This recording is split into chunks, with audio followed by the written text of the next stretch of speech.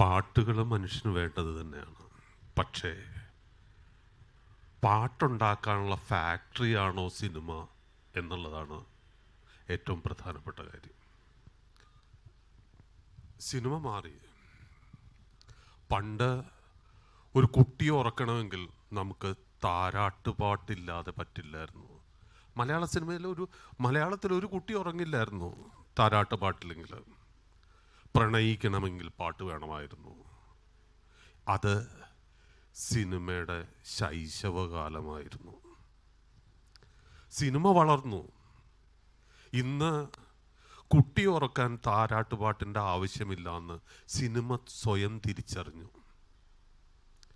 അപ്പോൾ ഞാനിതിനെ നേരത്തെ രജനീഷ് പറഞ്ഞ പോലെ അപ്ലൈഡ് ആർട്ട് എന്ന് പറയുമ്പോൾ യഥാർത്ഥത്തിൽ നമ്മൾ അനലൈസ് ചെയ്ത് വന്നു കഴിഞ്ഞാൽ യഥാർത്ഥത്തിൽ സംഭവിക്കുന്നത് ഒരു പ്രോഡക്റ്റിനെ പ്രൊമോട്ട് ചെയ്യാൻ എങ്ങനെ ഒരു ജിങ്കിൾ പ്രയോജനപ്പെടുത്തുന്നു, അതുപോലെ തന്നെയാണ് ഒരു സിനിമയിലെ ഇമോഷനെ കുറേയും കൂടി ഇൻറ്റൻസ്ഡ് ആക്കാൻ, കുറേയും കൂടി തീവ്രമാക്കാൻ ആണ് ഈ പാട്ടുകൾ ഉപയോഗിച്ചിരുന്നത്.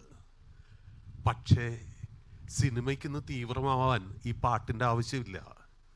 പല പാട്ടുകളും ഇന്ന് പാട്ടിൻ്റെ പർപ്പസ് എന്താണ്? സിനിമയിൽ ഇമോഷൻ ഇൻറ്റൻസ്ഡ് ആക്കാനല്ല പാട്ട് ഉപയോഗിക്കുന്നത്.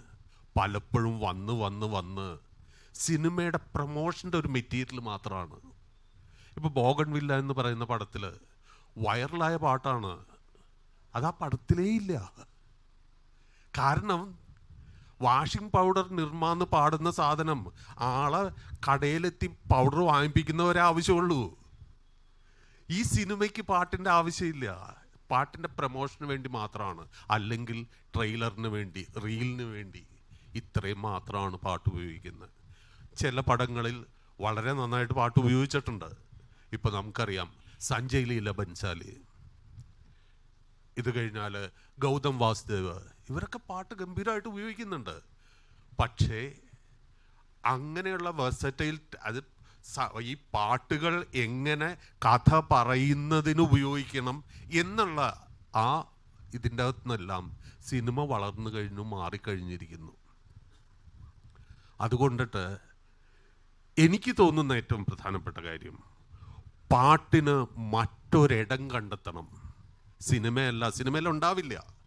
ഇനി ഇതും ഇല്ലാണ്ടാവും.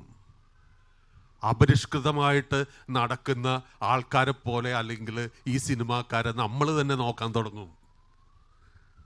കാരണം പാട്ടിൻ്റെ ഇടം അവിടെയല്ല.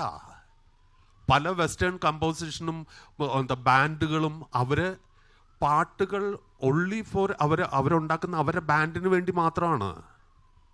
അതിന് ഇൻഡിപെൻഡൻറ്റ് എക്സിസ്റ്റൻസ് ഉണ്ട്.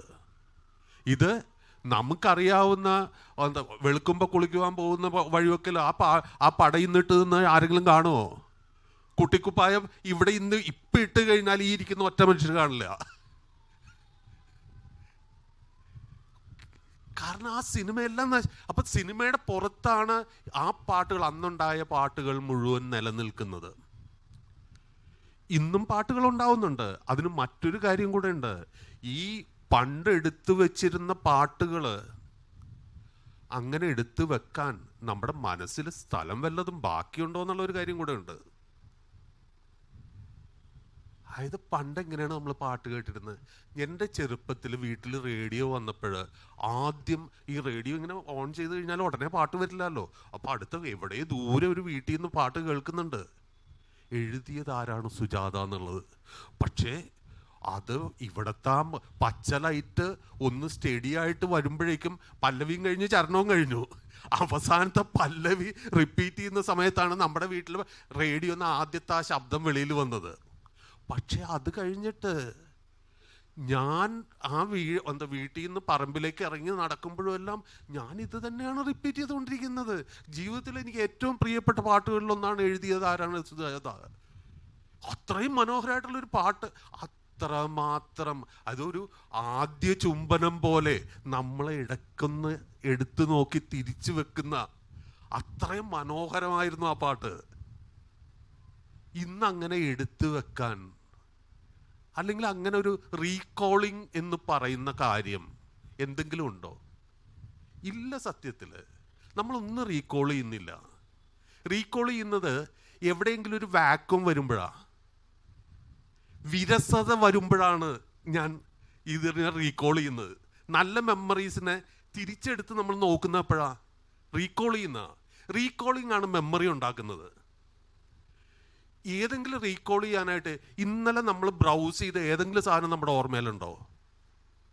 കംപ്ലീറ്റ് നമ്മൾ രാവിലെ ഒന്ന് ഫോൺ ഓൺ ചെയ്തതാണ്, പിന്നെ നോക്കുമ്പോഴാണ് 1:30 മണി, ഊണ് കഴിക്കാറായിരുന്നു. 1:30 എന്നാൽ ഇന്നൊന്ന് ആലോചിച്ച് നോക്കിക്കഴിഞ്ഞാൽ ഇന്നലെ കണ്ട ഒരു സാധനം മനസ്സിലുണ്ടാവില്ല. മനുഷ്യന് വിരസതയില്ല.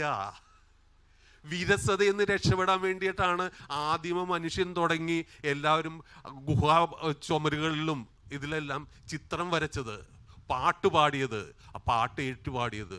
വിരസതയില്ലാത്തൊരു ലോകത്ത് ജീവിക്കുന്ന നമുക്ക് ഈ വാഴ ബനാനെ പൂ തരാമോ എന്നൊക്കെ ഉള്ളത് കാരണം തലപോയ വാഴയ്ക്ക് ഇതിനേക്കാൾ അപ്പുറത്തേക്ക് ഏത് പാട്ട് കൊടുക്കാനാ? അവിടെ പോയിട്ട് ശാന്തവമ്പരം പാടാൻ പറ്റുമോ? അപ്പൊ ആ പടം അത്രേ ആവശ്യപ്പെടുന്നുള്ളൂ. അത് ആരാണ് നിശ്ചയിക്കുന്നത്? ആ സിനിമയുടെ സംവിധായകർ. അതിനു മുൻപുണ്ടായിരുന്ന പല സംവിധായകരും, എന്തിന് നമ്മള് സഞ്ജയ് ലീല ബൻസാലി പോലെയുള്ള ആൾക്കാർ വരെയും ആ പാട്ടിനെ അത് കൺസീവ് ചെയ്യാൻ കേപ്പബിൾ ആയിട്ടുള്ള ആൾക്കാരായിരുന്നു. ഇന്നത്തെ ഒരു ഡയറക്ടർ വിചാരിക്കുകയാണ് എനിക്ക് വേണ്ടത് ഇത്തരത്തിലൊരു പാട്ടാണ്, ഈ പടം ഞാൻ ഇങ്ങനെയാണ് കൺസീവ് ചെയ്തിരിക്കുന്നത്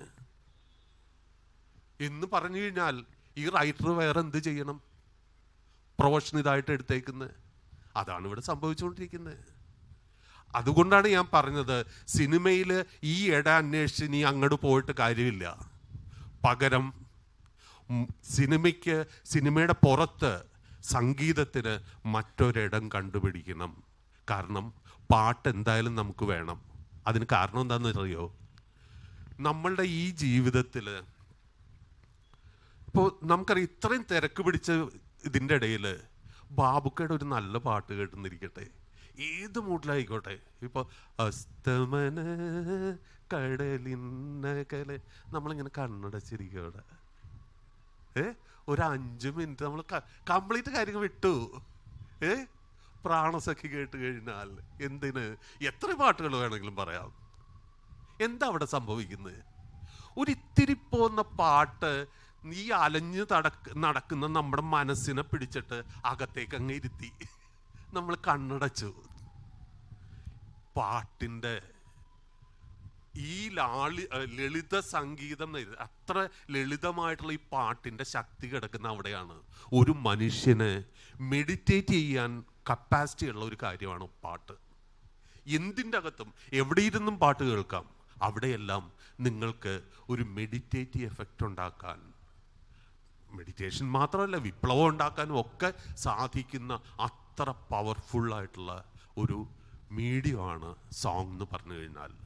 പക്ഷേ അതിൻ്റെ സ്ഥലം ഇനി സിനിമയാണെന്ന് ധരിച്ചിട്ട് കാര്യമില്ല. മറ്റൊരു സ്ഥലത്തിന് വേണ്ടി നമുക്ക് മറ്റൊരിടത്തിന് വേണ്ടി ശ്രമിക്കാം എന്നാണ് എനിക്ക് പറയാനുള്ളത്.